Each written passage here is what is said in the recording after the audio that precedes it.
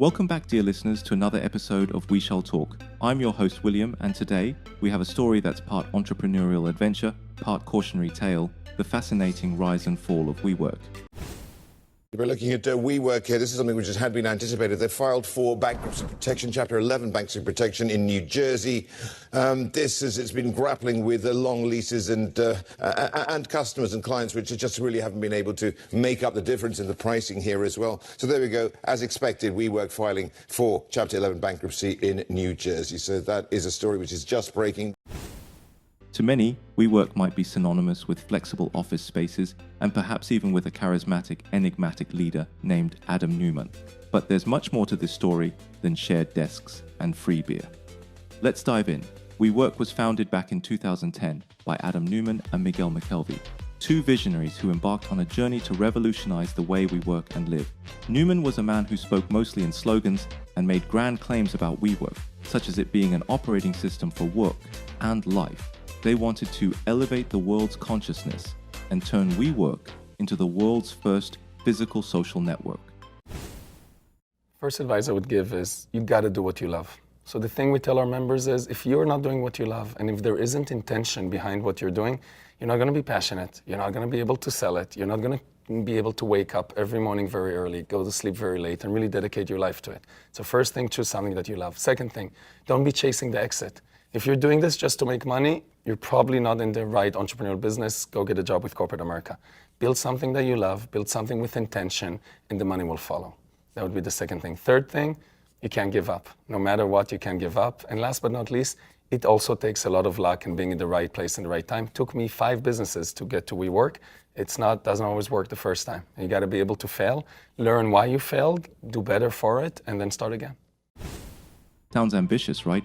Fast forward to 2019, and WeWork was at the cusp of becoming too big to fail. Their rapid growth and a valuation of billions of dollars were causing both excitement and concern. When we started the company, we felt that there was a new energy that was emerging. In the last 7 years, we've grown. We're now in over 150 locations around the world. And what we found is that no matter where we go, the spirit of people for change and innovation is the same. Eric Rosengren, the president of the Boston Federal Reserve Bank, even warned that WeWork's potential collapse could lead to huge losses for banks and commercial property owners. But here's the twist. WeWork, despite all the hype, had never turned a profit. In fact, it stands out as one of the worst venture capital deals in history, raising a staggering $22 billion from venture capital firms for a real estate business that remained unprofitable. Earlier this week, WeWork announced that it would not be making interest payments, totaling over $95 million, sparking fears of default. They claimed they had enough liquidity to make the payments, but it was a stark reminder of the company's troubled financial situation. But what led to this colossal fall from grace? In life, it's not about being afraid of our shortcomings. It's about having the courage to fully live and be the full light that we can be. It's very scary to be all that you can be, and if each one of us actually allowed ourselves to be our fullest, there would be no stopping us. Well, it's a story of excess, extravagant spending, and an overzealous pursuit of growth. At the core of it all was Adam Neumann, a charismatic entrepreneur who managed to convince investors to pour billions into WeWork. It's too big to fail. Sometimes things are so big that they inevitably fail. The big thing was last week they announced he just raised $350 million from another VC firm. How the fuck did he do it again? It's even more impressive that he did it this time. They're just bullshit merchants, and you can pick them out by when they say things like momentum, and they say things like culture, and they use all these fucking buzzwords. And when you ask to see their books, they're like, oh, well, we're in this high growth thing and we're going to, we project to be profitable X amount of years in the future. It's like, no, you're just actually bullshit. There are people that those words resonate with, and they're like, who do I make the check out to? And he would just say all these things like, well, see, all the energy in the room is up here and it's empty. And we got some people facing the wrong room. And he's like, oh, like you're some fucking feng shui genius about how to set up office chairs. You throw fucking beanbags in the corner, dude, and put beer on tap. Shut the fuck up. From humble beginnings, Neumann had ventured into the entrepreneurial world with a company that made baby clothes with built-in knee pads. However, it was his subleasing idea that sparked the concept behind WeWork. They rented large office spaces, made them trendy, flexible, and inviting for startups and small businesses, all while raking in a small premium for the WeWork experience. WeWork's business model was simple but brilliant, providing the solution that both landlords with empty office spaces and freelancers or startups in need of flexible leases were looking for. It was a match made in co-working heaven. Soon, they secured their first investor, Joel Schreiber, who invested at a valuation of $45 million, and from there, the sky was the limit. Adam Neumann had learned an important lesson about valuations. They were as real as the investor's agreement. With the support of investors, including a $100 million investment from the venture capital firm, Benchmark, WeWork started its meteoric rise. Because we talk a lot about the chosen people. I don't like that term, the chosen people. It's a very negative one. I like the burdened people. We are burdened in setting an example, burdened to keep 613 mitzvahs, burdened to keep all the different things. If you want to change the world, start by changing yourself. But what truly set them apart from the competition? Their access to an almost endless pool of capital and their focus on growth over profitability. Unlike traditional tech companies that can scale without significant additional costs, the office rental business had its challenges. The lack of a protective moat and the absence of technology prowess were among the company's major obstacles. In fact, Neumann's head of IT was a high school student named Joey Cables. The company started developing software to make it look more techy and innovative. They launched an in-house social network, tried to track office space usage, and even experimented with face recognition and voice analysis. However, the software often struggled to process something as simple as rent payments. In 2014, JP Morgan Asset Management invested $150 million, valuing WeWork at $1.5 billion. The company seemed unstoppable with its impressive growth, trendy spaces, and expanding customer base. But in the shadows, the reality of an unprofitable business model loomed large. This is how we're going to do it together. We have such a great gifts in our lineage and in our heritage. Share it with the world, share it with the family.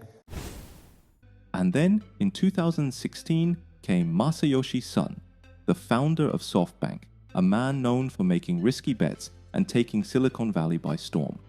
Son saw potential in WeWork, and he invested $4 billion, pushing WeWork's valuation to a staggering $20 billion. The WeWork hype train was moving at full speed, but the company's issues persisted. The core business was unprofitable, and they were burning through cash at an alarming rate.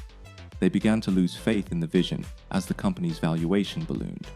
WeWork eventually decided to go public, and they prepared an S1 filing, but the document was filled with errors, financial irregularities, and peculiar decisions, such as trademarking the word "we" and selling it to the company for nearly $6 million.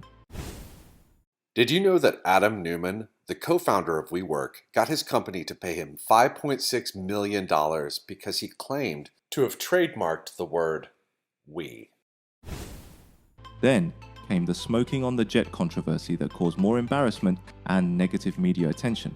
The SEC questioned WeWork's questionable metrics and demanded clarity on their high assumed desk occupancy rate. WeWork's financial backers, including SoftBank and JP Morgan, had seen enough and asked Adam to step down as CEO. The company was in turmoil and the charismatic founder was now out of the picture.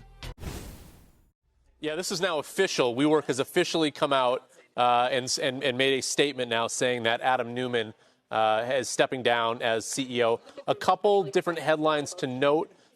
These are still coming in sort of as we speak. One, Adam Neumann, again, corporate governance concerns around this company, lowering the voting power of his shares from 10-1 to 3-1. That will help assuage potential investors down the road that he doesn't have so much control over the fate of this company. I'm also told now by two different people familiar with the matter that an IPO is highly unlikely to happen this year. Logic dictates that's true. The company doesn't even have a full-term CEO at this point. It will undergo a search for a full-time CEO. New management stepped in, cutting costs and renegotiating leases.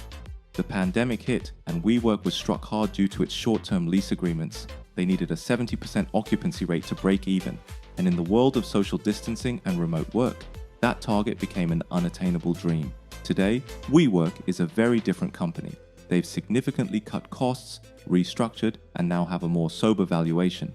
But their journey from startup superstar to cautionary tale is a reminder of the danger of unchecked ambition and the willingness of investors to chase growth at any cost. So, dear listeners, remember that every business, no matter how glamorous or charismatic the leader, must ultimately stand on a solid foundation of profitability and sustainable growth. Adam Neumann has been the subject of severe criticism for his intense leadership style and eccentricities. As a result of harboring a toxic work culture, gross mismanagement, poor treatment of employees, and a weak business model, Adam Neumann was under mounting pressure to step down as CEO in 2019, which he did with a handsome payoff to follow. Sources say he got up to $1 billion to step down. Following WeWork's downfall and negative media attention, Adam Neumann went underground. However, in the last month, Adam Neumann has resurfaced. Silicon Valley woke up to what sounded like a practical joke. Less than 3 years later, the controversial entrepreneur appears poised for a comeback. He's been making headlines for receiving a whopping $350 million for a residential real estate startup called Flow. Neumann has already burned billions, and now investors are giving him more. Why? Adam Neumann plans to be America's biggest private landlord with the blessing and funds of Andreessen Horowitz. Flow wants to address a wide variety of issues, including housing availability, a lack of social interaction in a remote world, and the inability of renters to gain equity.